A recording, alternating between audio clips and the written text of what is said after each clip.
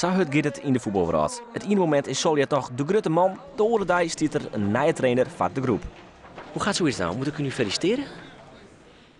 Nee, je hoeft mij niet te feliciteren hoor. Ik denk niet dat het zo is dat het op deze manier natuurlijk voor iedereen een geweldige situatie is. Dat is simpel. Kijk, als je naar jezelf kijkt om hoofdtrainer te zijn bij Heerenveen, dat is natuurlijk, als je het zo bekijkt natuurlijk, ja, dat is misschien wel een van de mooiste banen die je kunt hebben als het hoofdtrainer zijn. Alleen de manier waarop het nu is gegaan, dat is natuurlijk voor niemand een echt goede zaak. Won supporters vinden het geen ramp dat Soljet voortgaat. Nou, ik denk dat het zo min is voor deze club. Deze man die heeft een werkwijze die de oude onderleer hier laten heeft. Dat waarvan ik het idee in ieder geval heb dat het net bij Heerenveen past. Waarom net dan? Nou, goed, zien losse hand, zien vooral afwezigheid tijdens training, zien emotioneelloze beleving bij het voetballen. Ik heb het idee dat het vooral bij Nieuw-Noord toch wat kil en wat cool kwam en ik kon persoonlijk.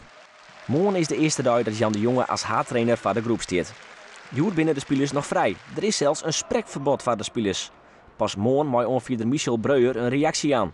En hoe je het wenden of keren vergelijkingskommen er ook gauw. Soljet wie een coach die de trainingen net altijd zelfs die. Dat zal bij Jan de Jonge oors wezen. Iedereen doet het op zijn eigen manier. Maar ik mag wel heel graag op het trainingsveld staan. Ja. Je zult er gewoon elke dag zijn. Ik hoop dat ik in gezondheid blijf en dat ik dan elke dag kan zijn. Ja. Het onderzoek van Jan de Jonge had blijkbaar XAC Fadion. Assistenttrainer wordt namelijk Gert Heerkes. De twee werken Mayonoor bij Emmen. En doet de Jonge nog trainer wie bij de Graafschap, scout hij Oussama Assaidi bij FC Omniworld. Assaidi maakte hier in de bekerfinale tussen Jong de Graafschap en Jong Heerenveen al indruk. En nu komt hij naar Sportclub Heerenveen.